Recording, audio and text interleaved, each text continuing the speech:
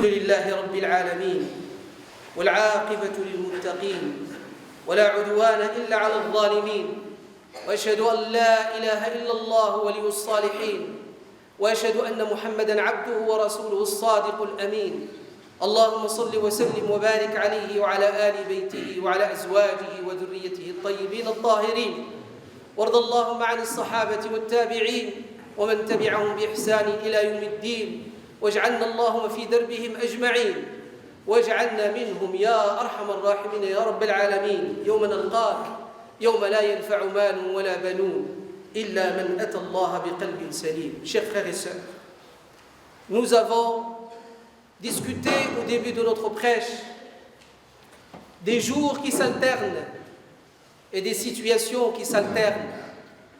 Les jours, ce sont les moments comptés pour nous, qu'Allah Azza wa Jalla a utilisé pour faire un serment solennel et important. Allah Azza wa Jalla, quand il jure, il n'a jamais juré de rien du tout ou de quelque chose qui n'a pas de valeur. Il a juré par l'Asr subhanahu wa ta'ala Innal insana lafi khusr illa alladhina amanu wa amilu salihat wa tawasaw bil haqqi wa tawasaw bis sabr. Allah a juré par le temps. Allah a juré par notre temps. Allah a juré par notre vie. Comme il a juré par la vie de Muhammad sallallahu alayhi wa sallam, la meilleure créature d'Allah. Vu l'importance de sa vie, il a dit subhanahu wa ta'ala la amruk, par ta vie je jure, car elle est importante. Sallallahu alayhi wa sallam. Notre vie, elle compte pour Allah subhanahu wa ta'ala, compte-t-elle pour nous? Si notre vie, elle compte pour nous, il faut que la vie d'autrui compte aussi pour nous. Tel notre prophète sallallahu alayhi wa sallam nous a enseigné, il nous a forgé alayhi salatu wa salam, quand il nous a dit nul d'entre vous ne serait croyant que lorsqu'il aimerait pour autrui ce qu'il aime pour lui-même. Il détesterait pour autrui ce qu'il déteste pour lui-même, dit sallallahu alayhi wa sallam. Une partie de ce hadith, elle est dans les authenticités, Bukhari ou Muslim, et une autre partie dans le Musnad de l'imam Ahmed ou Tirmidhi.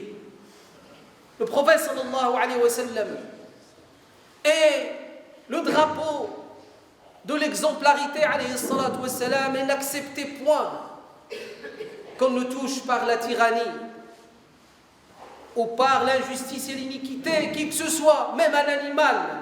Le prophète sallallahu alayhi wa sallam a levé le drapeau de la justice et de l'équité.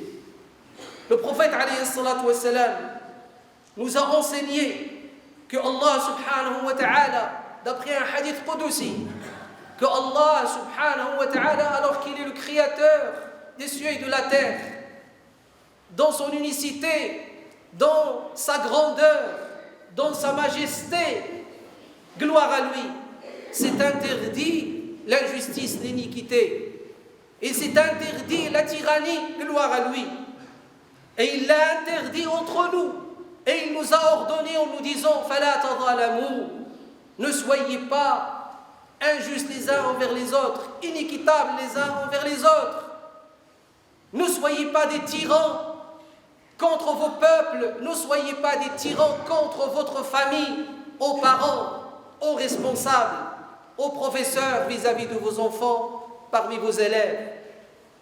Mais aussi, le prophète sallallahu alayhi wa sallam nous a enseigné de quelle façon, de quelle manière vivre cette équité et cette justice. C'est ce que donne comme sens à la justice et à l'injustice, à l'inéquité et la tyrannie, la langue arabe. Qu'est-ce que c'est qu'al-dhulm en langue arabe? C'est mettre une chose là où elle ne doit pas être. C'est ça, al-dhulm. Mettre une chose là où elle ne doit pas être. Et ils nous donnent un proverbe comme exemple. Ils nous disent, c'est comme si vous mettez comme gardien des brebis le loup.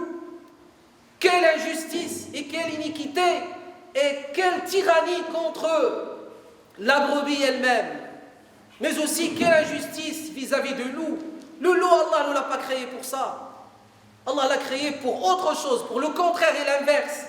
Et autre chose que cela. Cela causerait même un dysfonctionnement dans l'écosystème et dans la nature si on agit ainsi. Telle est l'injustice en réalité. C'est de causer ce dysfonctionnement et ce déséquilibre dans le monde. Et c'est ce que Allah Azza wa Jalla a enseigné des plus hautes sphères. Il a dit subhanahu wa ta'ala خلق الإنسان علمه البيان الشمس والقمر بحسبان والنجم والشجر يسجدان والسماء رفعها ووضع الميزان ألا تطغوا في الميزان وأقيموا الوزن بالقسط ولا تخسروا الميزان. الميزان عباد الله, cet équilibre. Qu'est-ce qui nous met dans le déséquilibre? C'est de sortir de l'équilibre. C'est de causer le déséquilibre par mettre les choses là où elles ne se doivent pas.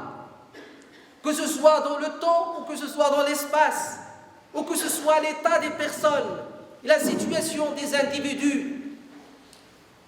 Et ceci ne concerne pas uniquement ceux qui dirigent, ceux qui sont présidents ou rois. Ceci concerne toute personne responsable. Même le minimum, c'est d'être responsable de soi-même. Amiru nafsihi, être responsable de soi-même. Ne soyons pas inéquitables et injustes vis-à-vis de nous-mêmes. Parce que Allah Azza wa Jal nous a donné cette responsabilité. De nos jours, alors qu'on est pendant des jours, des journées et des nuits bénies par Allah Azza wa Jal, Shahr Shawwal, la composante musulmane de cette humanité, la Ummah de Muhammad sallallahu alayhi wa sallam, a perdu un homme qui était en prison pendant 6 ans. Vous imaginez, à l'isolement pendant 6 ans, qu'est-ce que cela signifie? Qu'est-ce que c'est grave d'être seul? Et je vous donne un exemple. C'est vous-même et moi-même. Mettons-nous dans une pièce et demandons à quelqu'un de notre famille de nous enfermer à clé dans cette pièce. Est-ce que nous allons pouvoir rester longtemps dans cette pièce tout seul, sans avoir quelqu'un avec qui parler, ou quelqu'un de semblable à voir son visage qui nous ressemble, un être humain comme nous, ou bien voir que les murs et le plafond en béton et le sol, à l'isolement. Et puis par la suite, il est tyrannisé. Il est tyrannisé parce qu'on ne le soigne pas, et vous le savez, et vous avez entendu, tout le monde a entendu, tout le monde a lu, même le journal Le Monde a écrit un article là-dessus. Le journal Le Monde, carrément, il a parlé et il a dit l'ex-président, vous voyez la marque, cette marque, cet homme l'a laissée, personne ne l'enlèvera jamais. Le premier président élu démocratiquement en Égypte. Vous imaginez cela? Qu'est-ce que cela veut dire? Si vous ne voulez pas de lui, ô occidentaux qui appellent à la démocratie, c'est que vous ne voulez pas de cette démocratie à laquelle vous appelez. Et rien ne m'étonne. Et je ne sais pas si vous n'êtes pas étonnés, ou vous l'êtes comme moi, si notre représentant, comme organe et organisme de l'État, qui s'appelle le Conseil français du culte musulman, n'élit pas son président démocratiquement. Yani vous les musulmans en France, ou si vous voulez avec l'appellation de musulmans de France, vous êtes exceptionnels. Non, vous n'êtes pas comme nous. Vous êtes des ovnis, vous venez d'ailleurs. La démocratie, elle est pour nous, mais pas pour vous. Le président du CFCM n'est pas élu, ibadallah. Le président de l'organe qui nous représente devant l'État n'est pas élu par les musulmans. Il est choisi, tout simplement, des agendas. Des agendas.